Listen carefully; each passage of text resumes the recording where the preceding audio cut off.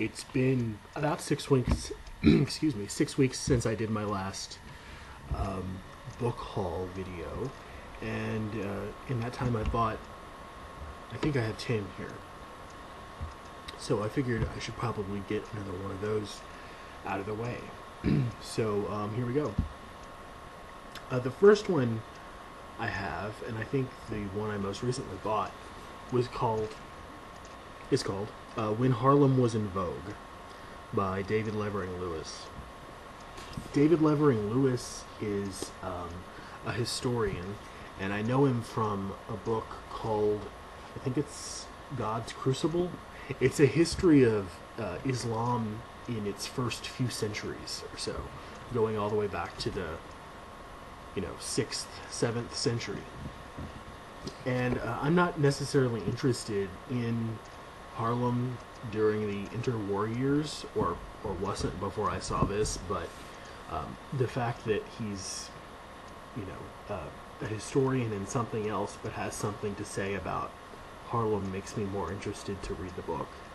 So in flipping through it, the pictures are pretty fascinating. There are a few, and I might actually enjoy it after all. So I got this just for a few dollars. Next up is a Dover Giant Thrift Edition. I usually don't like these because the quality of the paper kind of reminds me of newspaper and newsprint. But every time I see it in another edition, or it's always in really horrible shape, and they're asking, twice or three times what I want to pay for it. So I just thought I'd get this and read this instead. It's Cardinal John Henry Newman and his Apologia, Apologia Pro Vita Sua, which details his conversion from Anglicanism to Catholicism in 1843, I think it is. It basically tells a tale of his spiritual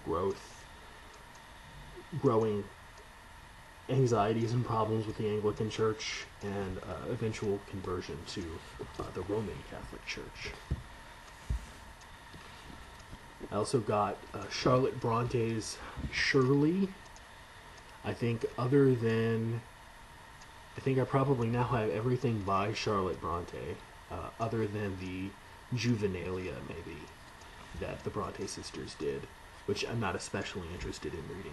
This is probably considered one of her more minor novels, and I read the back, it sort of sounds like it might read like Zola or something, but I was interested in it just to see what one of the, I hate to call it, lesser novels reads like. I also got A History of Private Life, and subtitled Passions of the Renaissance. This is actually a collection put together by two great historians in their own right, Philippe Ariz and Georges Duby, who were both medievalists, roughly. And Roger Chartier edited it, and Arthur Goldhammer translated it.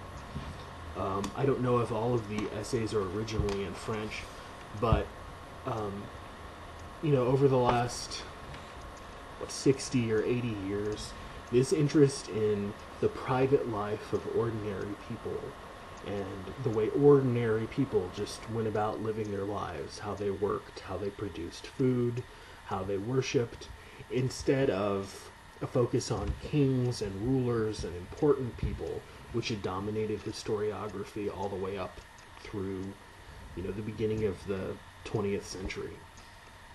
But you have a lot of different essays on a lot of different topics, and they're sort of topically organized. Some of them are, just to read a few of the more interesting ones, the two Reformations, communal devotion, and personal piety. That's a rather long essay. That's over 40 pages long. The uses of civility, the child from anonymity to individuality. So, it basically talks about all different aspects of private life, roughly around the Renaissance. So I love Renaissance history, medieval history. I know they're not the same thing. So this looked really interesting. A history of private life, passions of the Renaissance. Next up is the name of a book I'd heard of before, but I didn't know anything about. And apparently Penguin Classics is reissuing a set of these things, and it's written by two people, actually, George and Whedon Grossmith, and it's called The Diary of a Nobody. And the back looked vaguely interesting, and they were on sale at Half Price Books for a few dollars a piece. So I got one of these Penguin editions and another one, which is actually the last in my pile that I'll get to here in a second. The next up is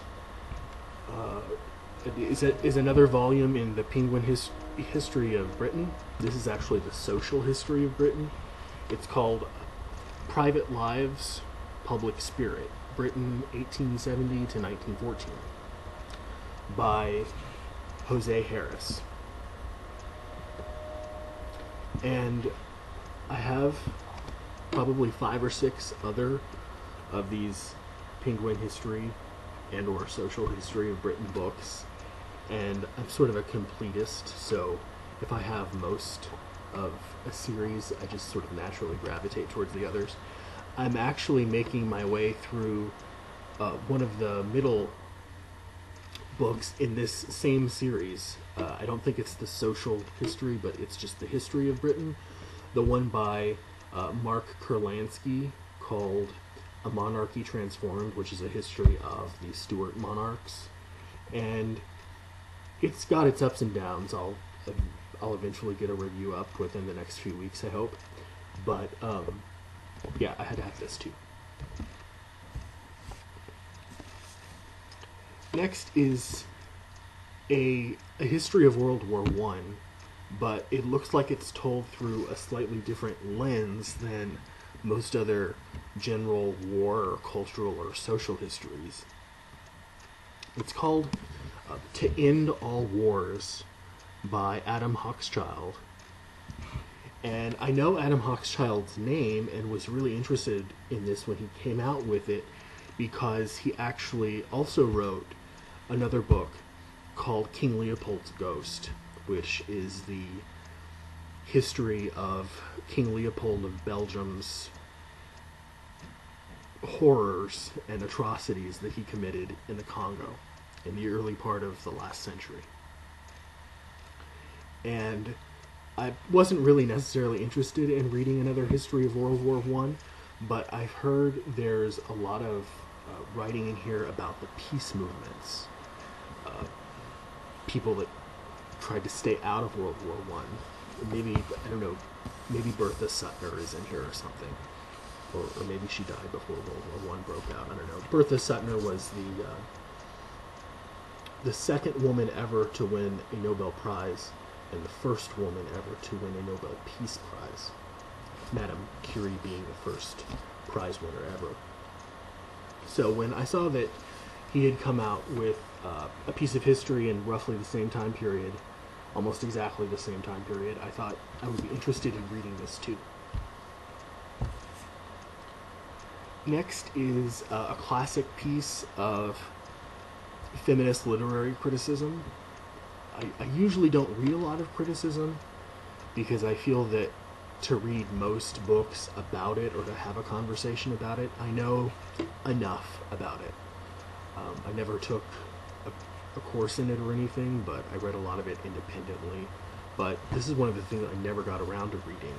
It's called, and it is a classic, it's written in the 70s, A Literature of Their Own, British Women Novelists from Bronte to Lessing, by Elaine Showalter.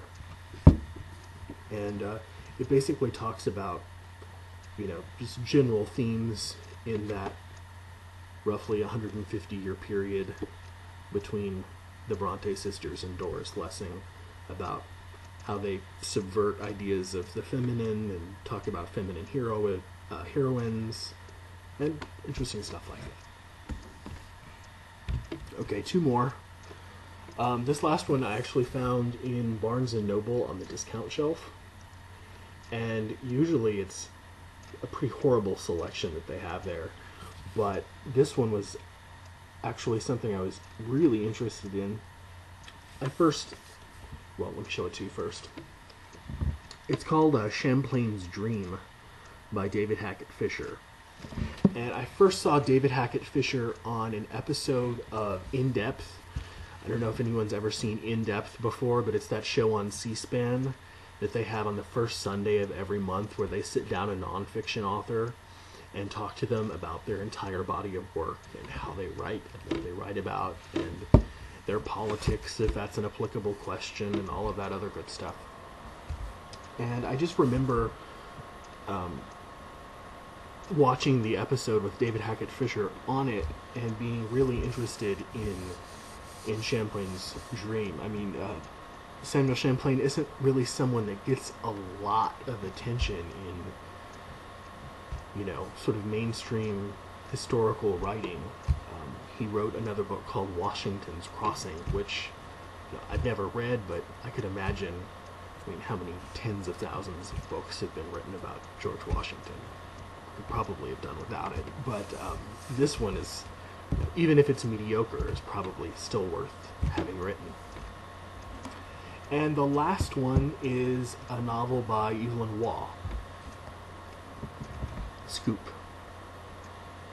I read Brideshead Revisited about 6 months ago, reviewed it on this channel, you can look it up if you want to, and I thought it was just a spectacular, amazing, wonderful, nostalgic, in the best of ways, not the maudlin ways, book that I'd read in a while. I really enjoyed it.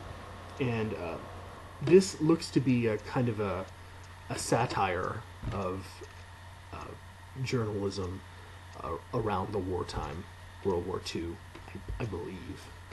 I haven't read it yet. But I have a couple of other Waugh novels that I haven't read yet either, but I needed this one because I didn't have it yet. But that's all for this book haul. I'm sure I'll have one up sometime not too far into the new year after I buy all of my Christmas presents for myself, which are always books. So until then, thanks.